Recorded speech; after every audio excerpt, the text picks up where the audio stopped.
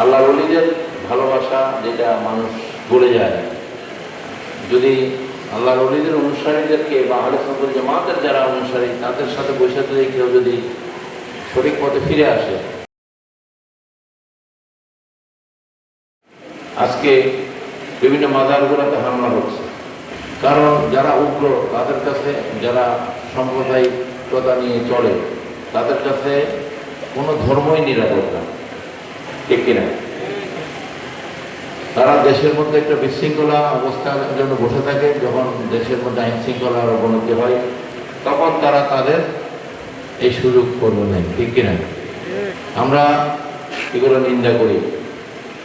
যারা আল্লাহর মহান ওলিদের মাজার শরীফে হামলা করেছে বা ঈদ মিলাদুন নবী সাল্লাল্লাহু আলাইহি ওয়াসাল্লামের অনুষ্ঠানে যারা হামলা করেছে,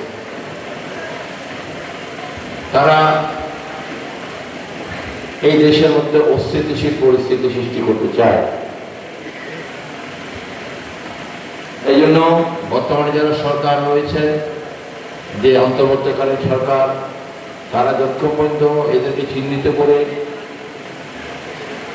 তাদেরকে শাস্তির আওতায় আনা হবে না, ততক্ষণ পর্যন্ত এই দুষ্কৃতিকারীগুলা দেশকে এবং সাম্প্রদায়িক দাঙ্গা হাঙ্গামা, ধর্মের মধ্যে বিশৃঙ্খলা, এগুলো তারা করেই যাবে।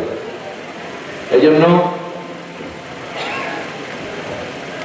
অতি সত্বর এদেরকে গ্রেপ্তার আমরা দাবি জানাচ্ছি আজকের সম্মেলন। অন্য যারা আকীদার আলেম ওলামা আছে তাদের সাথে আমাদের বসতে কোনো আপত্তি নেই। যদি আমরা হিন্দুর সাথে বসতে পারি, যদি আমরা বৌদ্ধের সাথে বসতে পারি,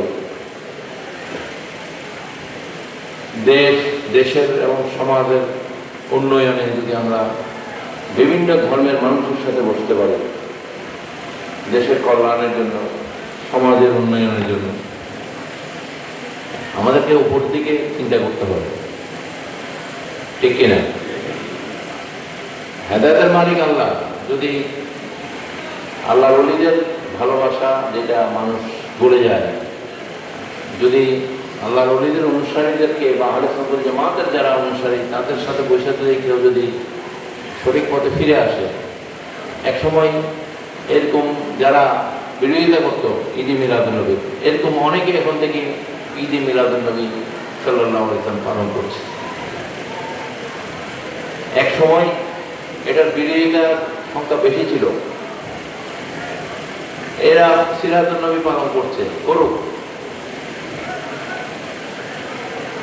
কারণ একদিনে তো আর পুরোপুরি ঠিক হয় না।